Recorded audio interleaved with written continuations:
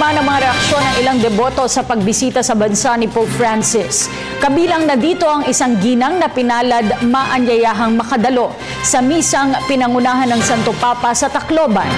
Narito ang report ni George Bandola. Paniniwala at pananalig sa dakilang lumikha. Ito ang naisitanim ni Aling Virgie Hilvano Abarilla sa kanyang mga anak at sa iba pang deboto ng simbahang Katolika. Kasama si Aling Virgie sa Tacloban Vicariate o taong simbahan ng Tacloban na pinalad maanyayahang makadalo sa misang pinangunahan ng Santo Papa sa Tacloban. Kaya naman laking pasalamat ni Aling Virgie nang malapitan itong makita si Pope Francis. In my entire life, my whole family, we are with the Lord. I am so blessed. My parents ko, we grew up with God's guidance.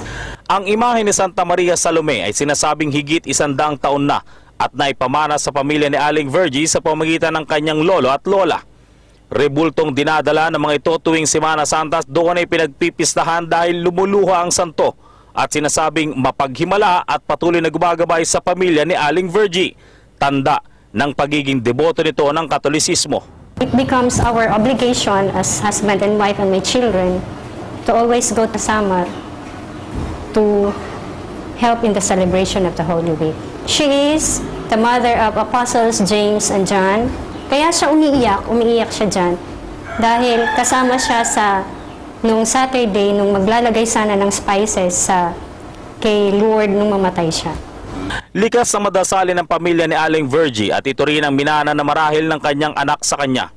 Kaya mapalad pa rin daw ang mga taong nananalig sa kakayahan ng Panginoon dahil himalang nakarating ang Santo Papa sa isang lugar na matinding tinamaan ng kalamidad at ang pag-asa at dasal na dala nito ay may tuturing na isang napakalaking biyaya mula sa Panginoon. Nalaman namin na darating si Pope.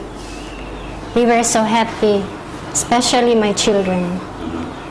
We believe that with Pope's coming, we will be, sabihin na natin, a way of saving our lives, a way to salvation. Mula sa Tacloban City, kasama sina Joel Mamaril at Marlon Guardiado. Para sa Telebisyon ng Bayan, George Bandola.